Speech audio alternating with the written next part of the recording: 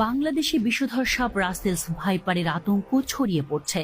গণমাধ্যমে প্রচারিত তথ্য বলছে, চলতি বছর এ পর্যন্ত পদ্মার তীরবর্তী রাজশাহী, রাজবাড়ী, মানিকগঞ্জ সহ বিভিন্ন জেলায় রাসেলস ভাইপারের দংশনে অন্তত 10 জনের মৃত্যু হয়েছে।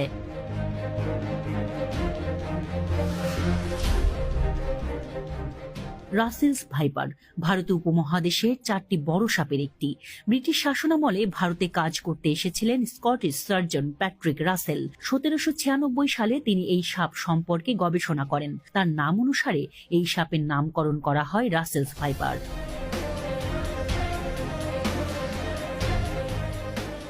বহু আগে থেকেই বাংলাদেশে অস্তিত্ব ছিল রাসেলস ভাইপারের। দেশের বিভিন্ন এলাকায় সাপটি চন্দ্রবোরা বা উলুবোরা নামে পরিচিত। দেখতে অনেকটাই অজগরের বাচ্চার মতো। এটি একটি ভয়ঙ্কর বিষধর সাপ। রাসেলস ভাইপারের শরীরে ছোপ ছোপ চিহ্ন থাকে, আর অজগরের মতো শরীর জুড়ে লম্বা রেখার মাঝে গোল গোল চিহ্ন থাকে।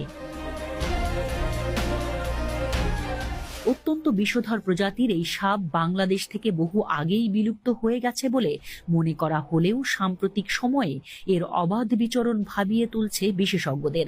গত এক মাসেই রাজশাহীর চারঘাট, গোদাগাড়ী, রাজবাড়ীর গোয়ালন্দ, চাঁদপুরের মতলব সহ দেশের বিভিন্ন জায়গায় দেখা পাওয়া গেছে রাসেলস ভাইপারের। গত 3 মাসে পদ্মার তীরবর্তী মানিকগঞ্জে অন্তত 5 জন প্রাণ হারিয়েছেন এ সাপের দংশনে। সাপটি এর স্বাভাবিক চরিত্রও বদলাচ্ছে। ঘন ঝোপ ও পরিত্যক্ত জমি অপেক্ষাকৃত কমে গেছে, তাই রাসেলস ভাইপার এখন কৃষি জমিতেই থাকে। সাপ সাধারণত মানুষকে এড়িয়ে চলার চেষ্টা করে, কিন্তু রাসেলস ভাইপার সাপের স্বভাব একেবারেই উল্টো। সচরাচর মানুষ দেখলে পালিয়ে যায় না, নিজেদের বিপন্ন মনে করলে হঠাৎই আক্রমণ করে বসে। বিষধর সাপ হিসেবে পৃথিবীতে রাসেলস ভাইপারের অবস্থান 5ম, কিন্তু হিংস্রতা আর আক্রমণের দিক থেকে এদের অবস্থান 1ম। আক্রমণের ক্ষেত্রে এই সাপ কতটা ক্ষিপ্র! 1 সেকেন্ডের 16 ভাগের 1 ভাগ সময়ের ভেতরে কামড়ের সম্পূর্ণ প্রক্রিয়া সম্পন্ন করতে পারে।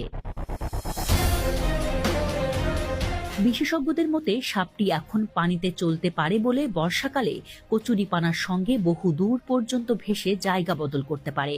চট্টগ্রামের ভেনম রিসার্চ সেন্টার তাদের ওয়েবসাইটে জানিয়েছে, শুধু বাংলাদেশ নয়, ভীষণ রকমের বিষাক্ত রাসেলস ভাইপার আছে ভারত, ভুটান, থাইল্যান্ড, কম্বোডিয়া, চীন ও মিয়ানমারে।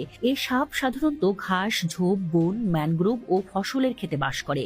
যেহেতু ডিম না দিয়ে সন্তান প্রসব করে, ফলে সাপের বাচ্চাদের বেঁচে থাকার সম্ভাবনা বেশি থাকে।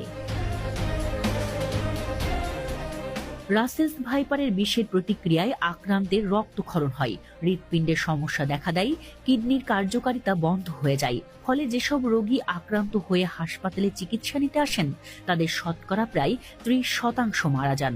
অন্যান্য সাপে কাটা রোগীদের তুলনায় রাসেলস ভাইপারের দংশনে মৃত্যুর হারও বেশি।